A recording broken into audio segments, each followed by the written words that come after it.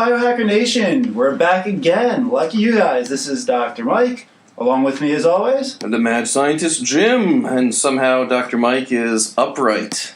Explain it, Mike. Really quick. Well, not too quick. So to throw back a little bit for those of you who remember, and more so for those who don't, I went ahead and did a little challenge that I just kind of came up with because I heard one of my favorite UFC fighters, Georges St. Pierre, who actually took this back about 2 days after I decided to do this, was to drop a significant amount of weight, about 30 pounds in a short period of time, just to see if I could do it like they do.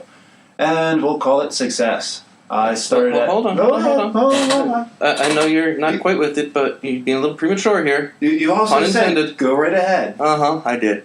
Yeah, your fault. Go ahead, but let's do the important stuff first. This is actually very important to get out first. Because what's about to be said on this show, nothing you hear on the show is to be construed as medical advice. We're here to diagnose, treat, or cure anything. See a competent professional, such as those guys at Functionize Integrative Therapeutics in Colts Neck, New Jersey. But not from the show. Like, in person, that's a good thing. Second, your subscriptions are greatly appreciated. But even more so are your 5-star honest reviews. So when you have friends and family are over, grab their phones, subscribe to them for free so they can enjoy on their commute to and from work, or just sitting around the house, or out in the beautiful sunshine, and have them give that honest review as well. Last but not least, be a patron.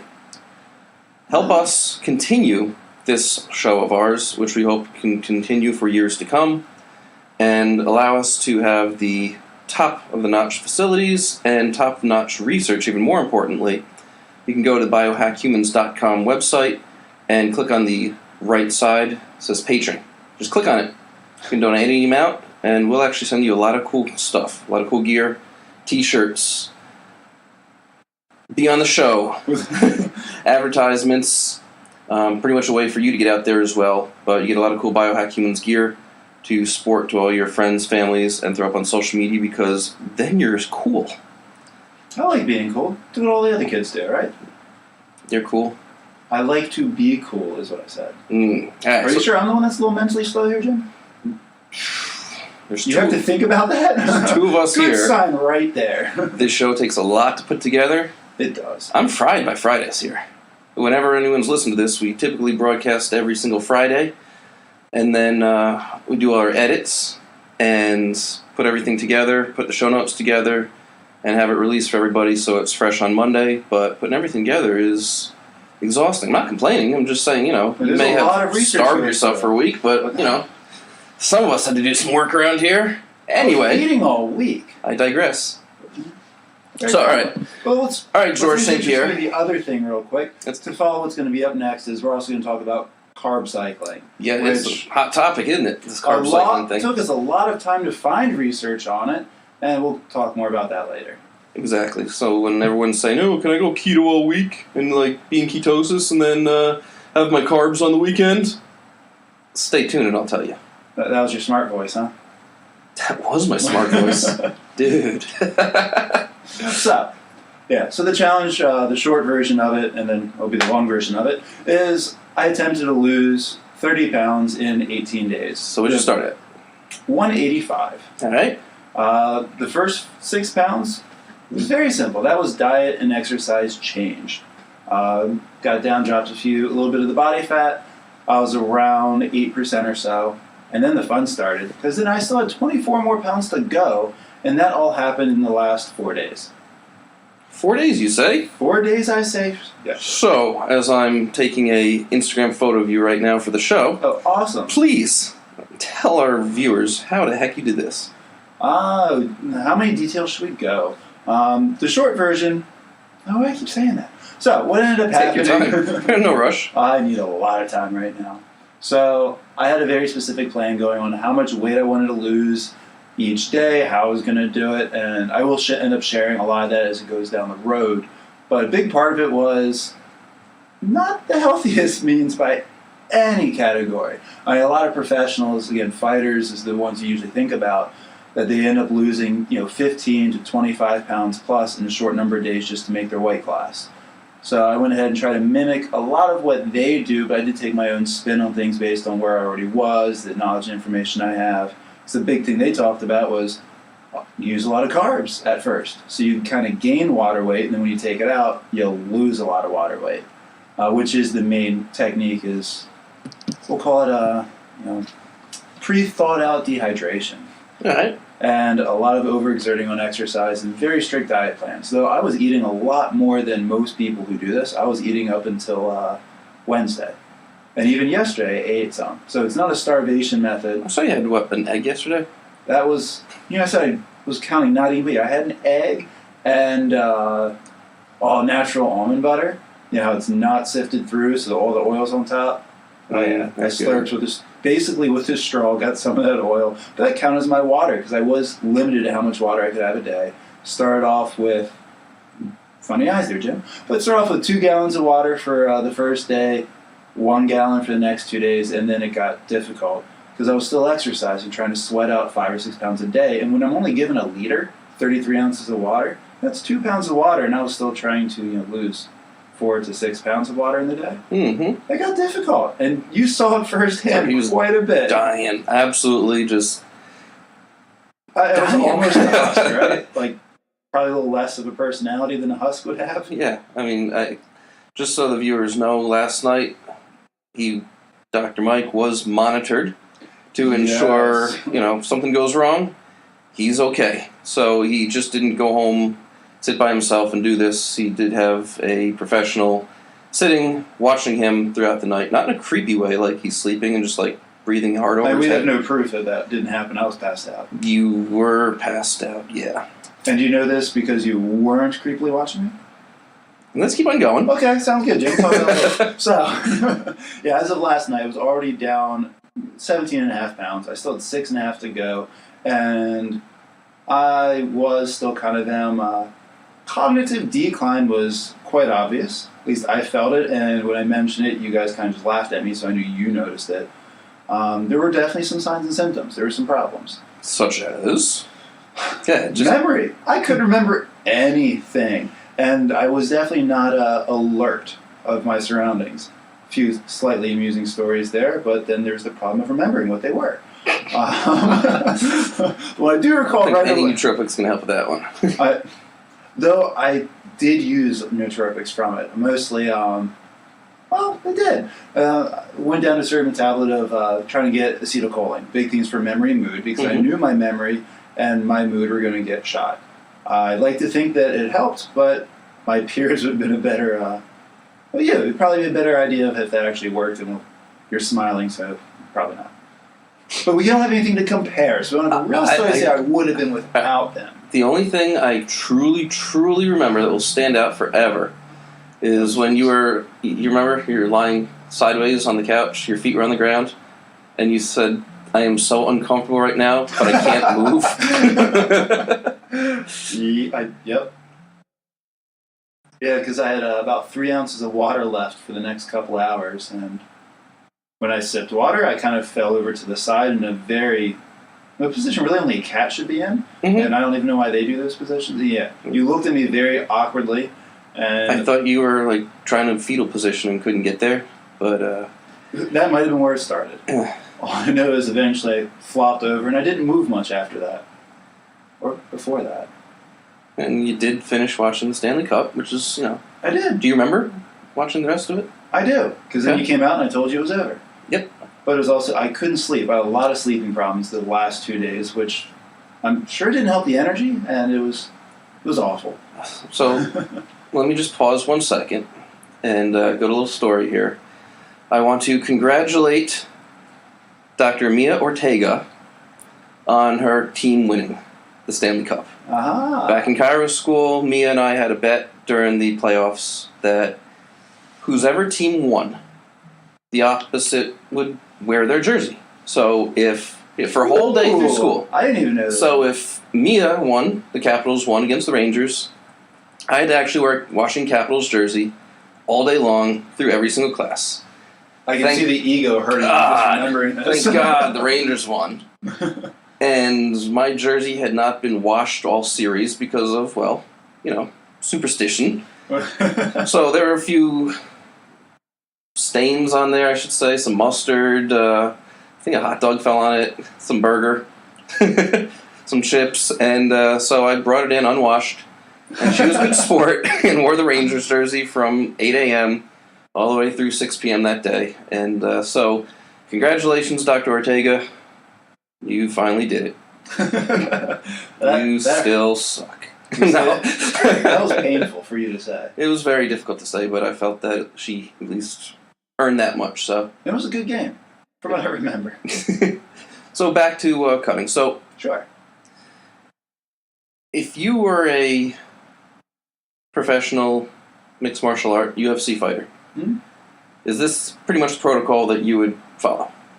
Yeah, I mean, I did follow what a lot of them did. Like I said, I took my own little twist to it because I was already in ketosis. And the first big thing they say is take out carbs. Because as far as the weight cutting aspect goes, I mean, the research is a little mixed on the exact numbers, but I believe it was about, for every gram of carbs you put in, you get about, I think it was around like 1.5 to 2 ounces of water can end up being saved from it. And it does change when you have more carbs. But so when people take out carbs right away, almost everyone will lose weight from it initially. I didn't have that luxury. I was just hoping that since I was at a relatively low body fat percentage and muscle holds water, I was really hoping that I could just string out the muscle to get the water out. I was successful, by the way. I hope that gave you a nice little image for you, Jim. I'm thinking like a towel being wrung sideways with muscle. Yeah. That would have made that far easier. Poke a few holes, doesn't hurt at all, and the water just comes seeping out. Yeah. I mean, the first couple of days of doing the extreme weight cut, I mean, I did plastic suits with, hoodies, sweatpants on it. The first couple of days really weren't that bad. Yesterday got rough. And then this morning was atrocious. There was, one of the big things I said, I made sure was going forward, is that I would take my time, make sure I don't overheat, avoid any of the medical emergencies that come into play when people are trying to lose this amount of weight. Your average UFC fighter does about 10 to 15 pounds. There are a lot of people, not a lot, but there are a few people that go up to the 20, 25. Anderson Silva reported he would do 30. And, again, about 3 to 5 days. It's a lot of weight to drop in such a short period of time. When you get up to about the 20 pounds marker in those 4 days, I read a few places where it showed statistically about 25 to 30% chance of hospitalizations. So let me go ahead and again say that what we're saying, not only am I recommending don't do it, no, I'm pushing it, don't do it. Even for a job, I get why they do it, they get money for it. It's not worth it. I mean, I got lucky. I really felt lucky, and this is something bodybuilders do, isn't it? It's similar to a bodybuilder. They get up on stage, they're very unhealthy because they're so dehydrated. I mean, the outcome's about the same. The methods are a little bit different, but yeah, I mean, trying to open up the trunk to my car today was very rough. It should be. True. Which brings me back to the baseline measurement of that wonderful CrossFit workout I'll have to do just to check performance comparison. And by the time that this podcast is released, that too will also be up. We'll put that on the show notes. The link will be up on YouTube, Facebook, pretty much anywhere we can get it posted. I'm sure it's going to be a wonderful showing of my athletic prime. We'll show the pre versus the post. This is going to be fun. So we're doing, is it 12 minutes, right? Yep. It's only a 12-minute workout. Doesn't seem rad, right?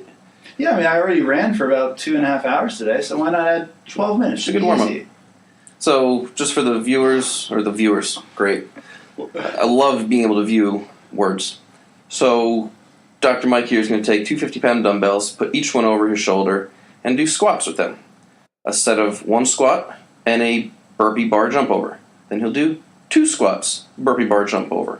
And we increase the repetitions until he gets to 10 of them. And then after that, he'll go for a maximum deadlift. Do you recall what your max deadlift was on the pre? I think I know what it was. I think it was around 365 or 385, but that might have been 260. I don't remember. You're looking at me. I'm staring at you. I don't want to embarrass you on the air. No, go ahead. 265? Well, double check. Okay. Yeah, that's what I thought it was.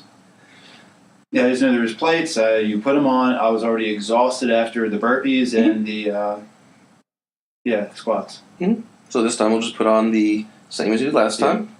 We'll see if... Go for it. See if you make it. See if I make it that far. This workout, everyone, I mean, it sounds so simple at first, but doing two things. One, doing it for time is huge. I mean, you got to just crank it down and pop up, crank it down and pop up to really move hard on that one. I mean, this is one of the CrossFit Open workouts. Mm-hmm. And other than the deadlift, which is the modified aspect, it is a power clean.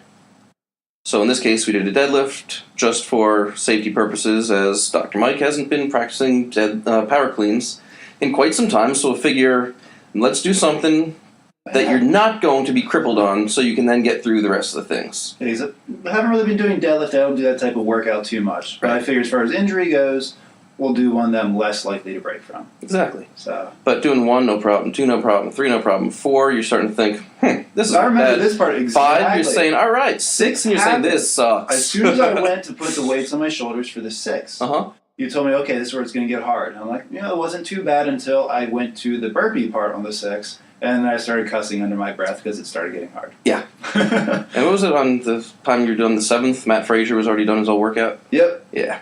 Yeah. You guy's an animal. We'll save that word, yeah. So what else do you have to tell the viewers about your experience? Other than don't try this at home. Don't try it anywhere. No, I feel very proud that I was able to finish it because I really didn't know if I could. I mean, there was a lot of weight. Again, it's not like I had too much weight to spare. As far as body fat goes, I'm relatively lean. At least I like to think so. No, I am quite lean. And then trying to say I'm going to lose 25 more pounds when you're already 8% body fat, I really didn't know if I could do it. Mm-hmm. But that was why I did this. If I knew I could do it, I wouldn't have done it. This is the sick part, right? You just did this for no reason whatsoever other than, can I do it? Which is kind of the whole idea of goal setting in the first place. I mean, no one has to run an Ironman or compete in the CrossFit Games or run a even 5K or do a mud run of any sort, Spartan, Bone Frog, what's the other? The Tough Mudder. I mean, you don't have to do those things, but you set these challenges for yourself just for that, to challenge yourself. And the amount of success, the pride and the joy, the feelings that you receive there because of the success is what makes it worth it. I mean, there's definitely pride from it. Joy will probably come later. I'm still quite out of it. I can tell. I still look quite out of it. And I posted something on our story page just now on Instagram. Yeah. So, yeah. I'm emaciated. I'm even whiter somehow from it. Look very sickly. That's the interesting part. How you got whiter? I mean, you already, sunglasses white now. Yeah. Insane. Yeah, I don't remember. There was a question somewhere. And the whole idea, just in case our listeners are curious why do the workouts as well, you got to do two things. One, you got to have a baseline test. Where are you starting from? This is you at your best.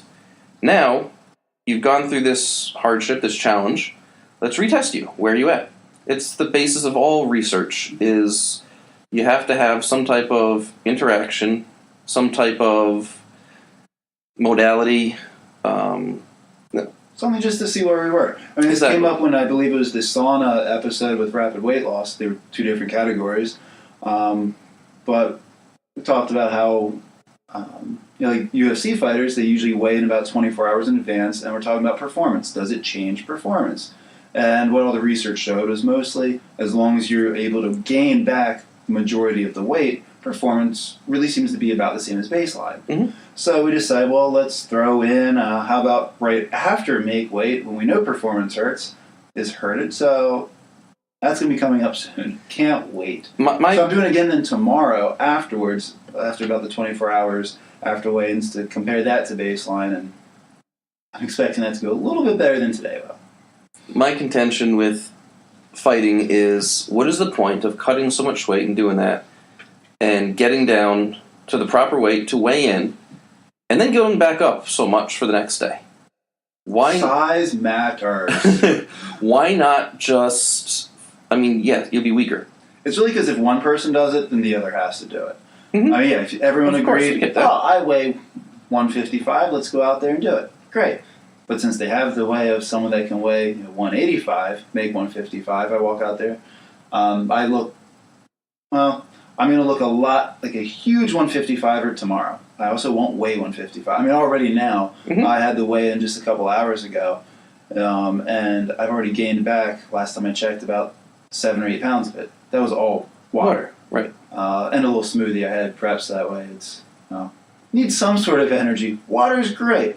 And I just wanted to taste almond butter again. Oh, jeez. All right, calm down. All right, let's switch topics a little bit here. Sure. Still a thing of performance. I haven't started jumping in a bunch of carbs yet, but I do plan on this weekend. But that's more for a personal little binge spree, not so much performance. But there's been a lot of talk where Jim and I have been hearing these things about carb cycling, and which isn't carb loading. And we had to look into this. It's already been established a long time ago that carb loading, like pre-marathon, having your big pasta nights, huge pancake mornings, etc. It's delicious, right? It's delicious, but your insulin spikes, then crashes while you sleep, and you're at a hypoglycemic state when you begin the race, and then you got to get your so-called second wind, gluconeogenesis, to occur, so you can actually feel normal. Not a good idea. But this has been a practice for a long time, and that case has been proven time and time again. It's not all that it's cracked up to be to taper off the carbs, then ramp them up before a race. Once your cells are full of glucose, you're good. Done. It's over. You're not getting any more. The only else thing, once that is full, your liver's full, all your tissues are full, you're going to turn to fat. So forget that. But the whole idea here is carb cycling. Now, I've been following a ketogenic lifestyle. I don't want to use the word diet because that's more fatty. I mean, diet is what you eat. People break that definition. They've changed it. Diet is what you eat.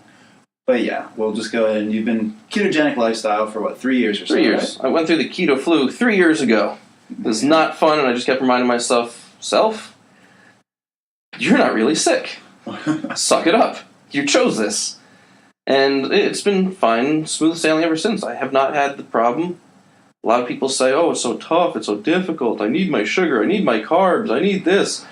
There's so many alternatives, it's ridiculous. And I have never been so happy eating bacon and burgers and good oils. And I got to use it for this show one-time word, crap ton of vegetables instead of having 10 to 15 servings of fruit a day. It has not been a problem, and it's been easier and easier to go through with. And individuals don't realize you don't just go into ketosis overnight. Take a bunch of exogenous ketones, just because you get them floating around your system, you're not in ketosis.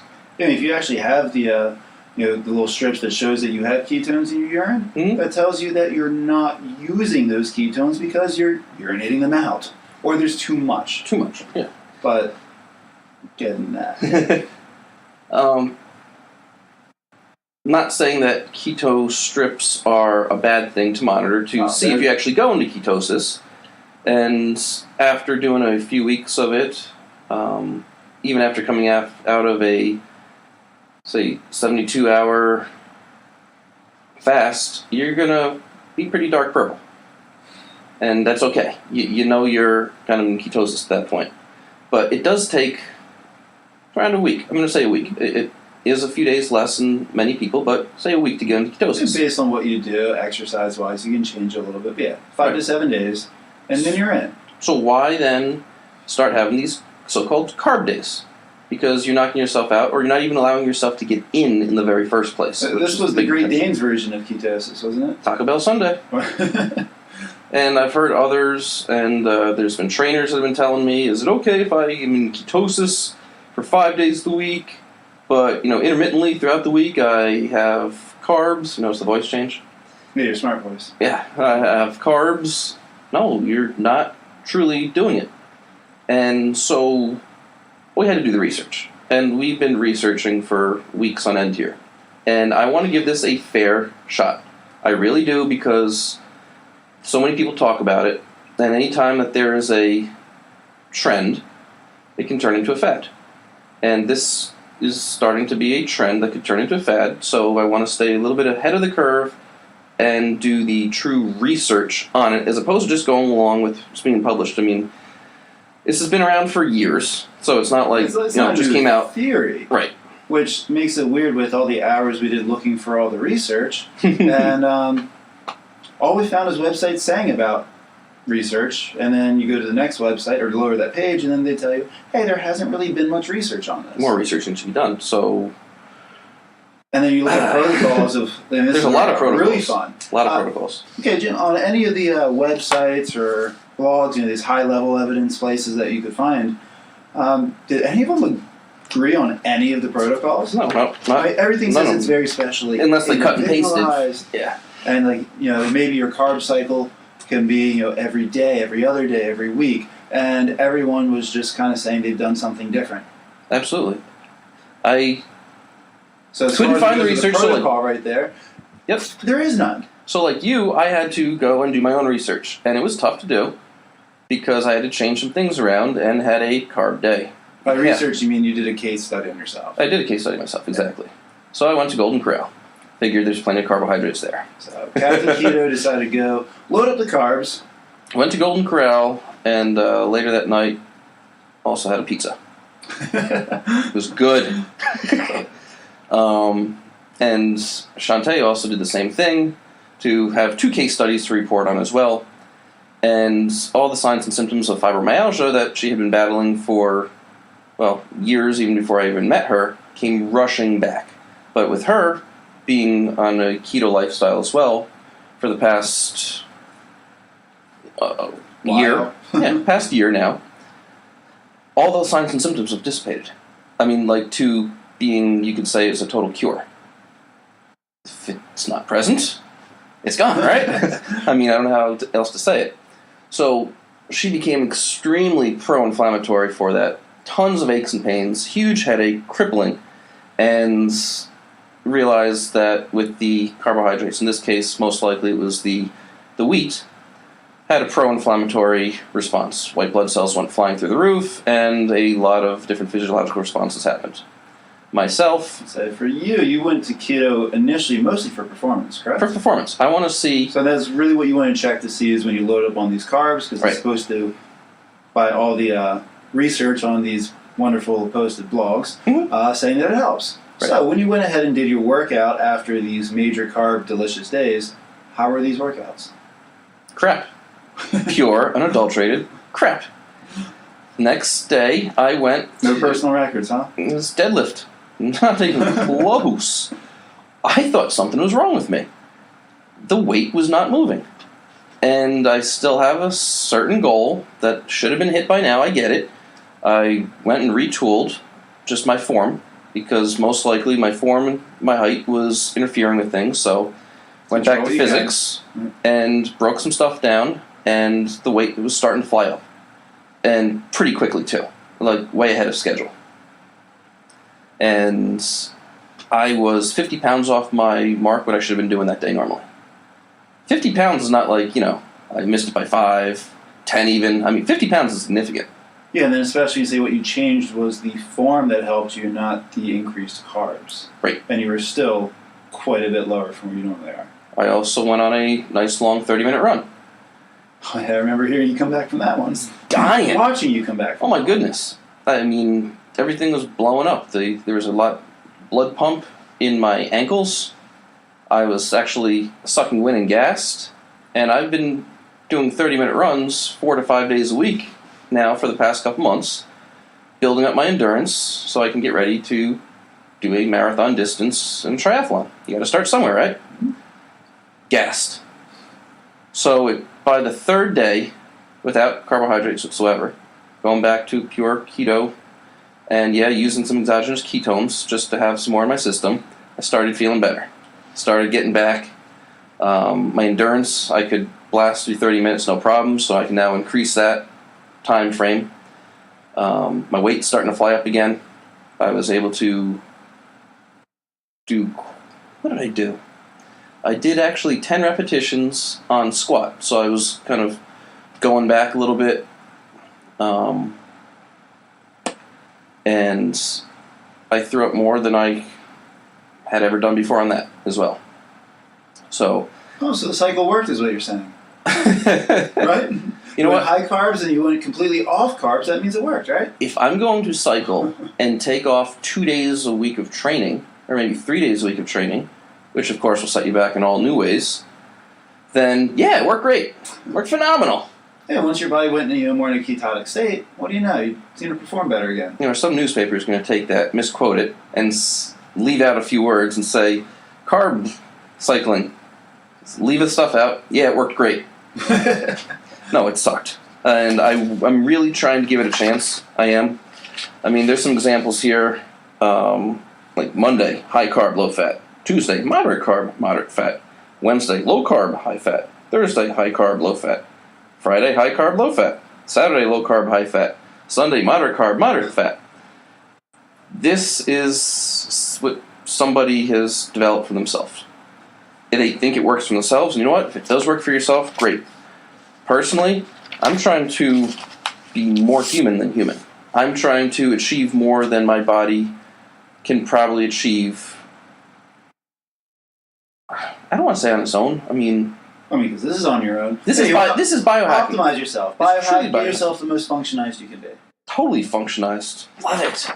Functionized. So, I mean, what you're doing, you went from keto to the carb cycling. So these people that are really big on carb cycling, you think maybe they should just try the keto and see if it changes anything? Absolutely. I mean, they will feel like crap for a week or two. Yes, and that's been well pointed out in research. They have it takes to time know. for your body to get used to burning completely different things. Mm-hmm. I mean, I went through it too. When I was going from, like 250, 300 grams of carbs a day, dropped down to 25, yeah, my body wasn't used to burning fat. Right. It just wasn't, and I felt it.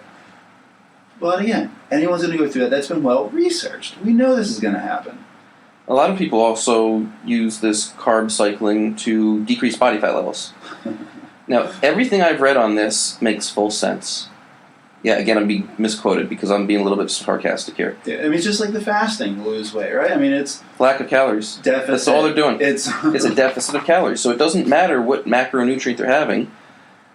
They're decreasing their caloric intake, and by decreasing the caloric intake and increasing their physical exertion level, they're going to be losing weight. It's inevitable. So it doesn't matter if you follow, that guy, he followed the convenience store diet for a month just to show that you can eat whatever you want. Twinkies and Pop-Tarts, you lose weight. That's what he had. If you eat less calories, yes. Right. And that's not even going to touch performance. Because I would love to see him try to do some sort of athletic performance on Pop-Tarts and Twinkies. Yeah, he's going to die, literally crawling. If you eat less calories, there's going to be a change. Absolutely. I mean, I really want... I would have loved for this to work. I mean, of everyone, Jim, again, you've talked to us a few times, if I knew, or if it showed really that I could just eat, 1,000 grams of carbs, I would jump right on that. I throw spaghetti on pizza, I would do that every meal. But there's nothing really indicating that this is at all going to work. There's a lot of stuff showing that it really hasn't worked. I mean, the proposed mechanism of carb cycling. Sorry. The idea really behind it is to teach the body to burn fat as fuel.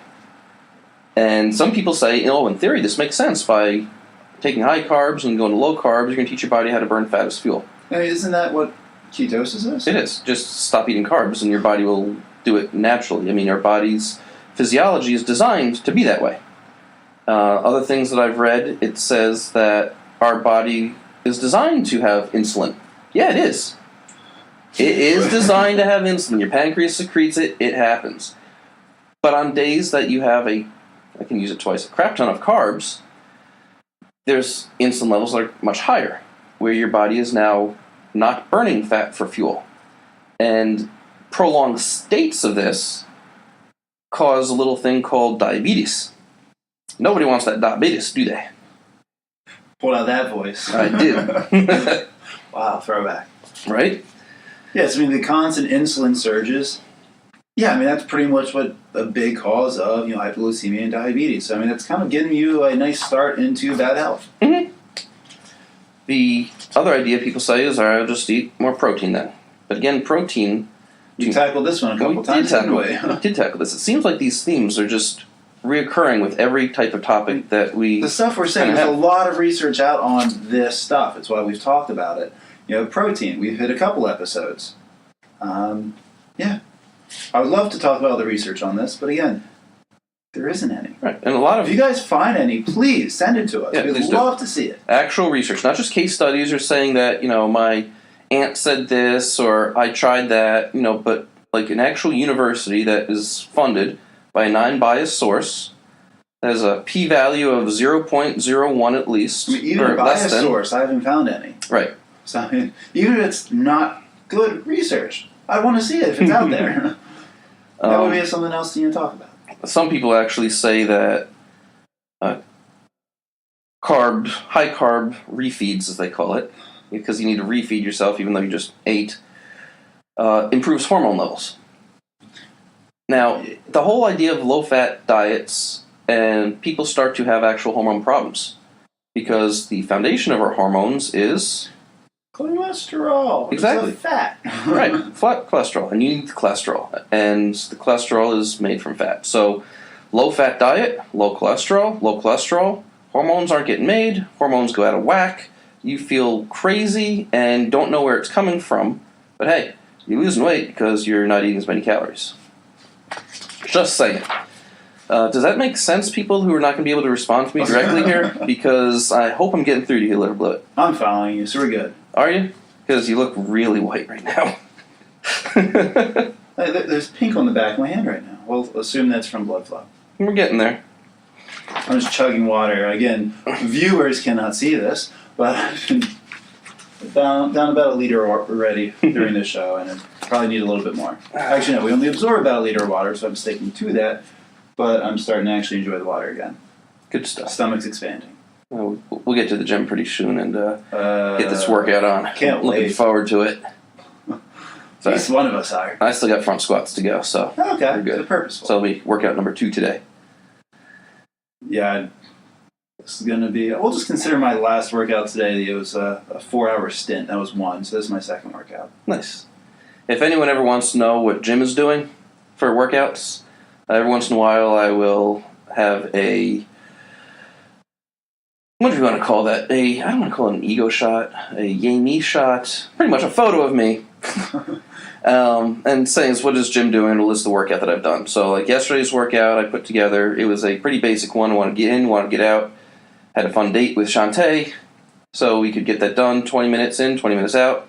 Went outside, put on the 20-pound weight vest, and we did 10 lunges, walking lunges, and then 10 push-ups. 10 walking lunges, 10 push-ups. Just lather, rinse, and repeat those 2 things for 20 minutes. It sounds pretty simple, but I challenge you. Try it. Go ahead. Give it a whirl. Go as fast as you can. Yeah. It's how many can you do in those 20 minutes? Not get it done once in 20 minutes. Right. Rock this out. Do it as hard as you can. 20 minutes. You're in, you're out, you're done. When you pick yourself up off the floor, let me know how it Someone was. else picks you up off the floor? Yeah. But these workouts are on Instagram. So when you see Jim, click on that and you get a few little workouts of what I'm doing for the day. And remember, these workouts aren't designed for you. So if you're not quite sure on program design, you don't have a 4, 6, 8-year degree, 12-year degree, whatever you may want to go and get, go see your fitness professional and have them design a program for you and put you through it and ensure that that program is right specifically for you to help you achieve all of your goals. Got anything else today, Dr. Mike? No, I'm excited to go work out and see... no, I'm not. I'm ready to go work out. We'll put it that way. No, I'm pretty much done on the carb load, carb cycling. Love to see some real research on it. So if anyone does research, let us know. I'm interested. That'll be fun. Just hopefully Dr. Pearl doesn't call up and find 7,000 things of research in some Antarctic igloo. Yeah. That have been buried for decades. I'd be cool with that. I'd love to see it. Yeah. He would be the one to find it. He would be. Yeah, it's only in one language in Bolivia back in 1954, and he'll have it translated for us. All right, so our listeners have no clue what we're talking about right now, so we should probably call it and start planning out another one for next week, all right? Sounds great. All right. Dr. Mike? Jim, mad scientist. Have a great week, everybody. Thank you, as always, for listening. We will speak with you soon. This is Jim. I'm out. Dr. Mike, I'm out too. Later.